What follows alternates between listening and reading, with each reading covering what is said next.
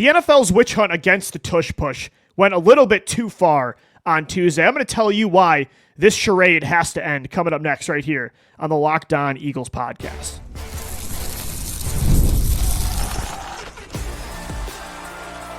You are Locked On Eagles, your daily Philadelphia Eagles podcast. Part of the Locked On Podcast Network, your team every day. We thank you so much for making Locked On Eagles your first listen each and every day. Thanks so much for tuning into this Tuesday edition of the show. We're brought to you by FanDuel. Right now, new customers can get $200 in bonus bets when your first $5 bet wins. Let's get into it. What an embarrassing day for the NFL. What an embarrassing day for 16 owners who voted against the tush push being in the NFL. What an embarrassing day, I think, for Roger Goodell, who I believe is behind the Packers' original proposal of the push ban. I think he's behind a lot of these teams trying to justify this play getting removed from the NFL by hiding behind the take that it's a risky play, can cause injuries, or trying to be proactive rather than reactive, despite all of the data showing this play does not cause injuries. It's no less dangerous, no more dangerous than any other play on a football field. And yet this witch hunt, this war against the tush push continues. Despite these owners not getting a majority vote, the 24 votes it takes to pass this rule to ban this play, despite them only getting 16 of those votes and needing 8 more, instead of it being a final decision, like all the other proposals, nope, it's being tabled until May. So basically, because I think Roger Goodell and the minority owners here did not get their way, it's going to be tabled until they can convince 8 more owners to vote in favor of removing the play. We'll talk about it in a few months when we can lobby some more people to vote against this play. We can get to that 24 total, and we can remove it for 2025. How is that reasonable? How is that fair? How is that how it works? Like, if I'm the Philadelphia Eagles, I'd be furious. You didn't get enough votes to get this done. So we'll see you next year for round 3 for the third witch hunt in a row against this play. And by the way, it's not the third witch hunt in a row. It's 3 of the last 4 years owners are trying to get rid of this play, because in 2023, nobody had a problem with it. Want to know why? Because the Philadelphia Eagles weren't in a Super Bowl like they were in 2022, like they were in 2024. I think these owners are hiding behind the injury take, and the real reason they want this play removed, it reeks of jealousy. They're absolutely jealous that the Eagles have perfected a play, and they just can't stop it. There's nothing they can do about it.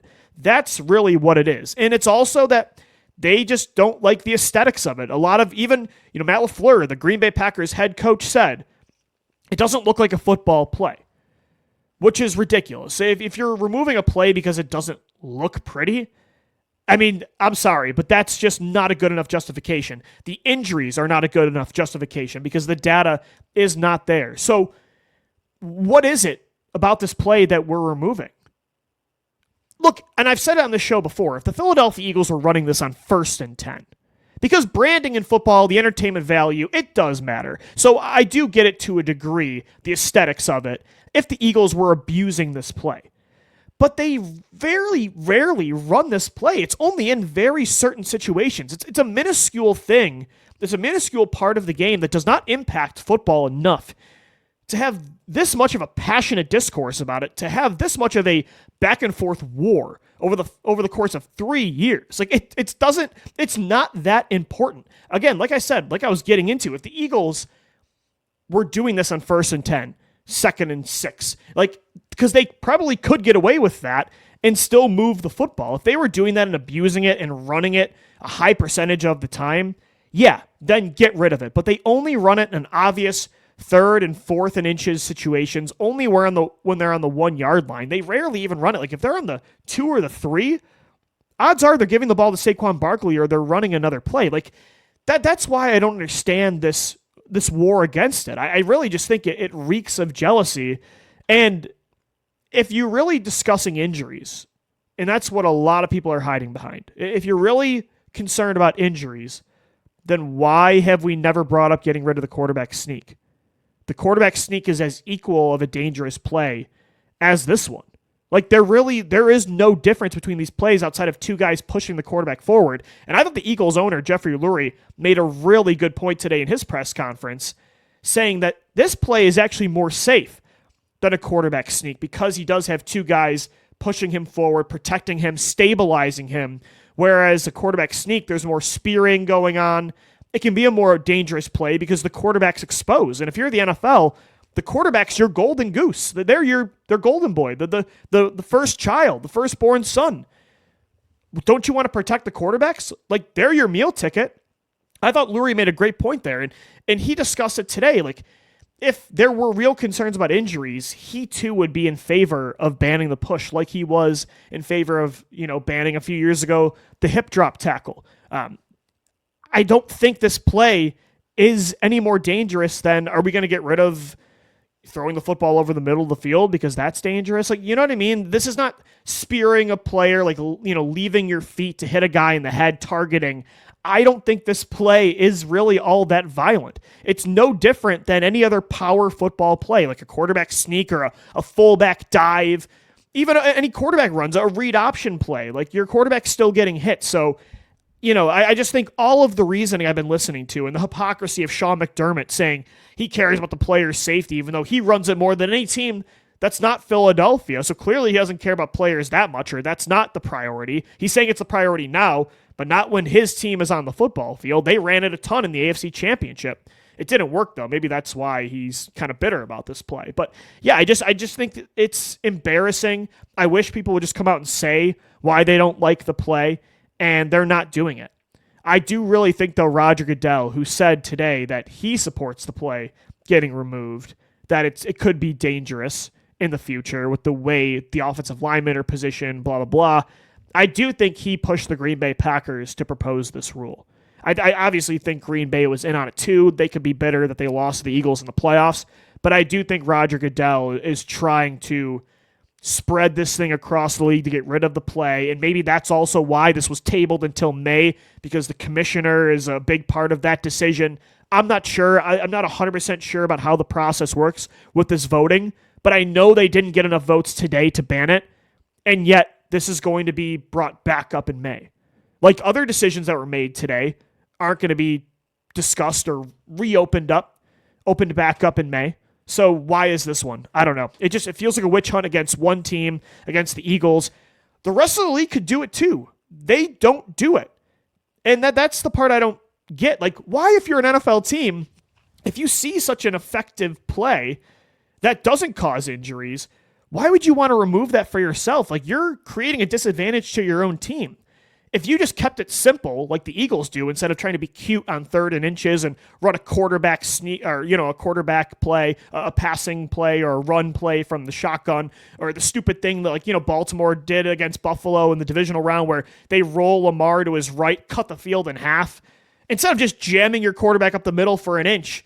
Like, if NFL teams were just smart enough to figure that out, they wouldn't want to get rid of this play either. That's the part I don't get is, teams should be like, hold on, instead of saying the Eagles do this and we can't stop it, let's get rid of it, you should say, like a lot of other plays in the league, it's a copycat league, read option, RPOs, that kind of stuff was copied in the league because it works.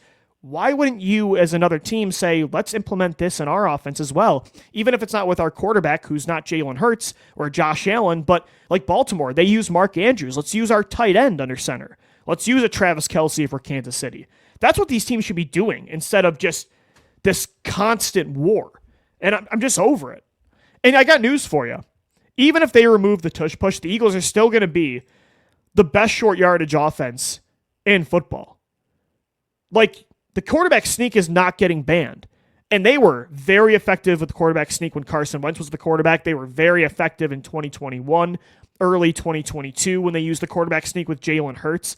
Jeffrey Lurie said it best today. The bread and butter of this play is that they have a quarterback that can squat 600 pounds and an offensive line with all-pro talent. And that's not going away even if you remove Saquon Barkley and Dallas Goedert, giving Jalen Hurts a little extra nudge. The real strength of this play is not going away. And I almost, in a way, part of me wants it banned. So the Eagles can still be the best short yardage offense in the league. They can still be unstoppable with this style of play, and they can tell the league to shove it. So go ahead, ban it. You're still not going to stop this football team on 3rd and 4th and inches on the 1 yard line. I just think it's ridiculous, and it's just an embarrassing look for the league today. And again, it's hypocritical by Sean McDermott. It lacks any real logic or reasoning when it comes to the injuries. I think it's just pure jealousy, and they don't like the aesthetic of it. But even if you don't like the aesthetic of it, that's not something to hide behind or to ride with on a potential ban, because the Eagles don't abuse this play enough for it to matter all that much. Again, they don't run this play enough for it to hurt the aesthetics of the football game, to hurt the brand, to hurt the entertaining product of a game. It really doesn't matter enough. It's not impactful enough for it to be this intense of a back and forth discussion that Jeffrey Lurie has to have like 5 to 6 questions asked about it today, and they're going to table it until May. I don't know. It's ridiculous. I will say, though, there are some positives to today's interviews, to the new rule changes. I'm going to get into some positive takeaways coming up next right here on the Locked On Eagles podcast. Today's episode of the Locked On Eagles podcast is brought to you by Monarch Money. Ever check your bank account and wonder, where did all my money go? I know I do. Between dining out, online shopping, and entertainment, it's easy to lose track. That's where Monarch Money comes in, your personal CFO giving you full visibility and control over your finances. Monarch Money isn't just a budgeting app, it's a complete financial command center. You can track all your accounts, investments, and spending in one place, so you stop just managing your money and start building wealth. When I started using Monarch, I realized just how much I was spending on food delivery. That's a bad habit of mine. I actually have some food on the way from a delivery app. Now, I will say, though, even though I'm a hypocrite and there's food on the way, I'm getting better. I budget smarter, and I do save more, comparatively speaking. Managing money also with your partner on Monarch Money is a lot smoother. You can track in shared and personal accounts, set goals, stay on the same page without the stress. Instead of juggling multiple apps, you can use Monarch to check your finances, track spending, and even plan long-term goals. So take control of your finances with Monarch Money. Use the code LOCKEDONNFL at monarchmoney.com for 50% off your first year. That's monarchmoney.com, code LOCKEDONNFL for half off your first year. All right, I will say, even though the tush push ban, the war continues, and it's just an embarrassing look for the league and for a lot of these teams trying to get rid of it, and they just have no real good argument for it. I will say there were some positive takeaways from today's meetings, and I have 4 big ones. Number 1, I really liked hearing Nick Sirianni talk today, highlighting an elite trait of Jalen Hurts, discussing the fact that Jalen, yet again, and every year outside of 2022, he's had to deal with this. Jalen Hurts yet again is going to have a new play caller. Kellen Moore is the New Orleans Saints head coach. Kevin Patullo named the new offensive coordinator, the new play caller for Jalen Hurts and the Eagles offense. But I loved how Nick Sirianni took that question about a new play caller to highlight what makes Jalen Hurts great. And I really like this quote. When you are good, you lose good people. And Jalen Hurts is very good. And I do think, although it's not ideal, and you guys know me, if you've heard me on the show for years, I want the head coach to be a play caller because I think that quarterback-play caller relationship is very important in the NFL. It's very important for sustained success. You see a lot of the best teams in the league, teams that win championships consistently, they have that dynamic, right? And we saw it with the Eagles, with Doug Peterson, and with Nick Foles and Carson Wentz. We saw it with Andy Reid and Donovan McNabb, Andy Reid and Patrick Mahomes, of course. Like a lot of quarterbacks that are on a historic pace like Jalen Hurts is, don't really see that much consistent change with this position. But I think that makes it all the more impressive that Jalen Hurts is on this historic career pace that he's on. Like the fact that he hasn't had his, like Drew Brees, for instance, he always had Sean Payton, right? I think the fact that Jalen Hurts hasn't had that, and yet he is on this pace where he has a Super Bowl already. He's going to probably break Cam Newton's all-time rushing touchdown record, and the rushing yards record, he's going to be up there. He's going to be up there all-time in overall career win percentage, playoff wins. He's going to go down as one of the most clutch players in the history of this league. The fact that he's going to do all of this, and he has had a different play caller, not just pretty much every year in the NFL, outside of the end of 2021 to 2022 with Shane Steichen, the fact that he also had to deal with that in college as well, and he is this good, is really impressive. Because having that much turnover every year on an offense can really hurt a quarterback, especially a quarterback like Jalen Hurts that wasn't a finished product coming into the league. He's been a work in progress every single year. He gets better and better as a overall traditional pocket passing quarterback every single year. For him to develop the way he has, especially over the last 3 seasons, despite an ever-changing environment on offense, like that's what makes Jalen Hurts great. And yeah, there's other guys that have to deal with this as well. Lamar Jackson, Josh Allen, they've had change as well with their play callers throughout the course of their careers in the NFL. But Jalen Hurts, it's been on another level for him. And I love that Sirianni highlighted this ability to thrive in chaos, to thrive with ever, repeating change, to overcome difficult circumstances. Like that is Jalen Hurts' superpower. And I think it's insane if you don't have Jalen Hurts in your top 5 quarterback list at this point. Like these traits are what makes him elite. Again, you could be elite in different ways. And I don't think these kinds of traits get highlighted enough in players when you discuss what makes a player great, what makes a player a top 5 at his position. I have a gut feeling Jalen Hurts this year is going to go nuts like he did in 2022, the first half of 2023. I don't think you're going to get the more conservative game manager we got a lot in 2024. I think you're going to get the player you saw in the NFC Championship and the Super Bowl in 2022 and 2023. I think Jalen Hurts is going to go off this year. With the Super Bowl win, with the confidence he has now, with just another year of this entire offense pretty much being intact, I really do think he's going to go nuts. And I loved hearing Sirianni highlight that elite trait because it doesn't get talked about enough. Another positive takeaway from the owners' meetings, Jeffrey Lurie thinking the 2024 Eagles are an all-time team. I loved hearing him discuss that because we had that same talk on this podcast, just saying how there are just no holes on that team, on that offense, on that defense, on special teams. And for them to do what they did in the NFC Championship and the Super Bowl, putting up over 90 points, scoring the most points in a single playoff run in NFL history, it's cool to hear him talk about the legacy of this team because Lurie has seen some incredible teams in the history of Philadelphia in the early 2000s, the Super Bowl team of 2017.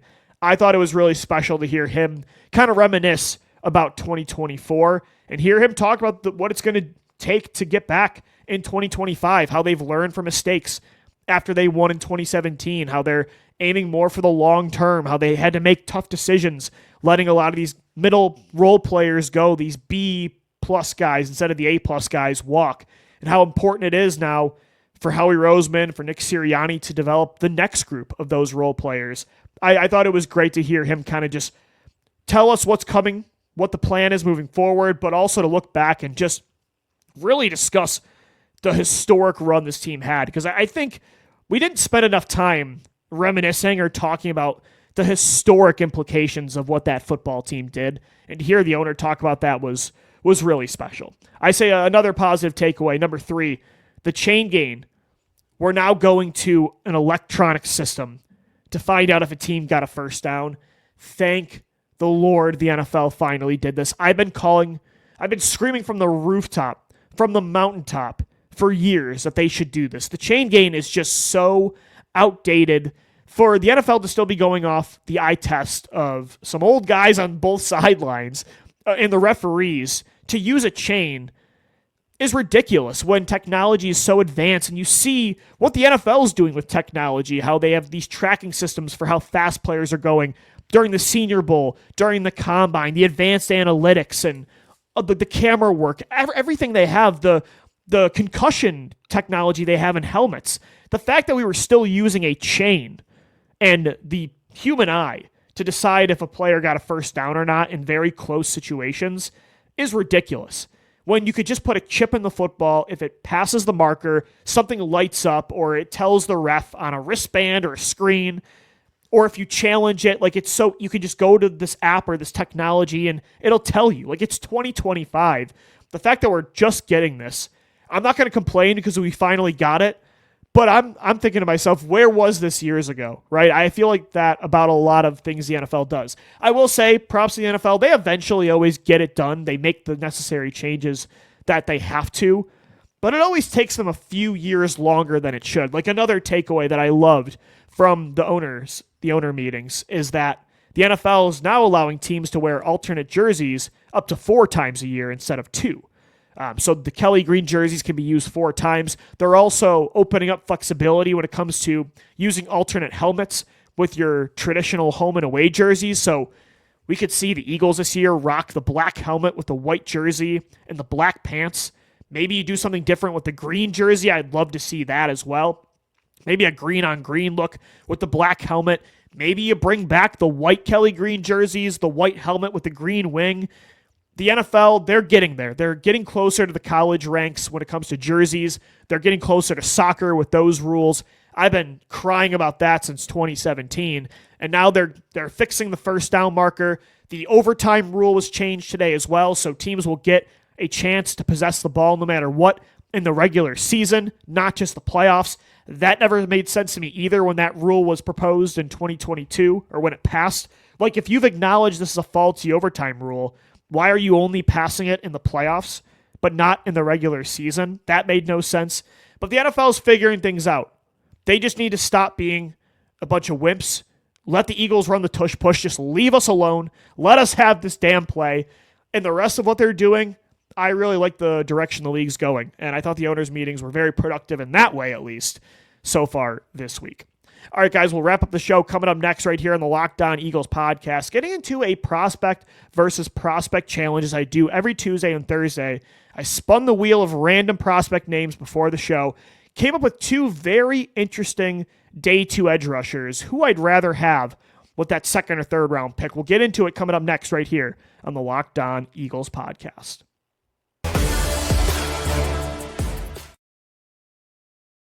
This Tuesday edition of the Locked On Eagles podcast is brought to you by FanDuel, America's #1 sportsbook. March Madness is here. FanDuel is giving you the chance to get in on the action like never before. Right now, new customers can get $200 in bonus bets when your first $5 bet wins. That's $200 extra to use on everything from buzzer beaters to Cinderella stories and even who's cutting down the nets. I've got my eye on a few teams still here to win it all. You can bet on them easy at FanDuel, spreads, totals, and game props. With tournament games happening all the time, there's always something exciting to bet on. The FanDuel app is simple to use, and when you win, you get paid instantly. No waiting around. So visit FanDuel.com. Get in on the college hoops action all tournament long.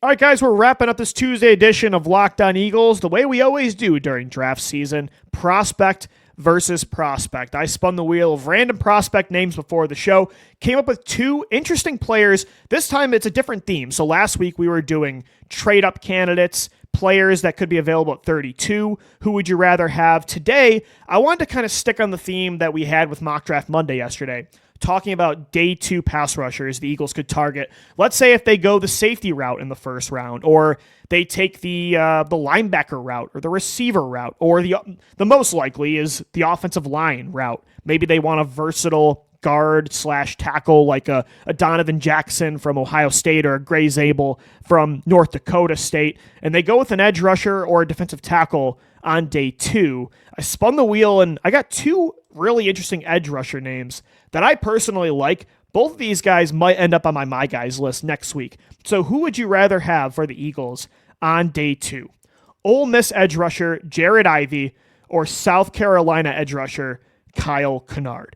This one's fascinating because I feel like we haven't talked a lot about either one of these guys, and they both have certain strengths that I really like, but they also have certain weaknesses that I think could limit their ceiling. I think these players kind of line up in that Jack Sawyer tier that I was talking about yesterday of a guy, if you want a safe, high floor player with a really good motor, a versatile piece that you can move inside and out, I think that's somebody like a Jack Sawyer, right? I think that's somebody like Jared Ivey or Kyle Kennard. So it's interesting that these 2 names are the ones that I pulled because I think they're similar tier players with similar upside, similar ceilings and floors, but they have different strengths.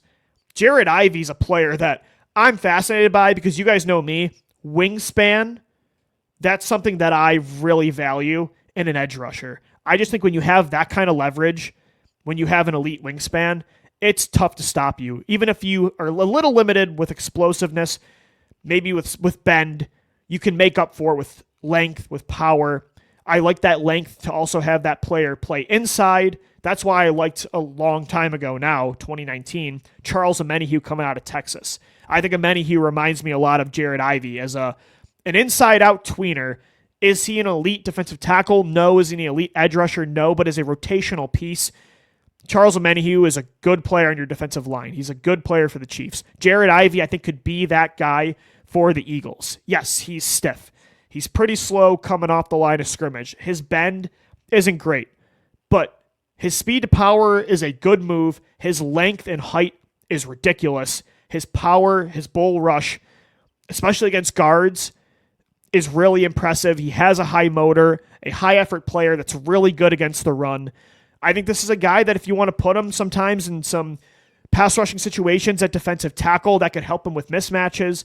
I'm really interested by Jared Ivey. I think he'd be a little bit too rich for a second round pick, but if you wait on an edge rusher until the third round, I think Jared Ivey's really interesting. And the same with Kyle Kennard.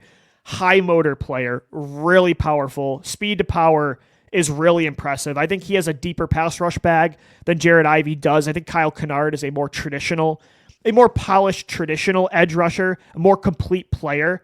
I love his tenacity, the power, the strength, the violence, I should say, that he plays with. Kennard's a guy that I just think you're going to get 6 to 7 sacks a year from him. Is he going to be your number one go-to pass rusher? I'm not sure, but is he your 2A or 2B, your 3A in a rotation? Yeah, I think he could definitely be that guy. And like I said with my justification for drafting Jack Sawyer yesterday in our mock draft, I think when you look at, of course, Nolan Smith to me is a star in the making. He's your number one guy. But when you have Jalix Hunt, that's a lot farther along than we thought, but it's still kind of a projection, a newer player to the position, more about upside more about ceiling than floor. When you have not Charles Omenihu, when you have Joshua Uche, I should say, and Azeez Ojulari in your rotation, and you're hoping that these guys meet that ceiling that they had years ago, the flash in the pan, can they catch that lightning in a bottle again? When you have a lot of projections like the Eagles do at the edge rusher position, and same goes for Bryce Huff if he's on this team, maybe in the draft you do prioritize more of a floor, more of a motor player, a surefire, really strong player against the run. Maybe you want the size of a Jared Ivey or Kyle Kennard because you do have an undersized edge group right now. Nolan Smith's an undersized edge rusher. So is Jalix Hunt.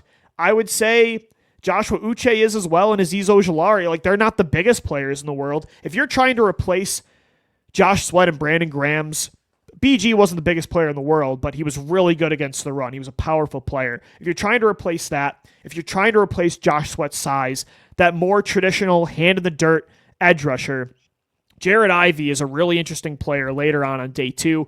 Kyle Kennard is an interesting player as well coming out of South Carolina. Who would I rather have of these two? It's close. They are I think they're ranked for me 13th and 14th on my edge rusher projection, my rankings. I would go Ivey just because of the length and the versatility to play inside and out. I think Kyle Kennard will end up being probably a little bit better of a player, a better pass rusher overall. But I think you could get Jared Ivey at a cheaper cost in the draft, more of a late third round pick.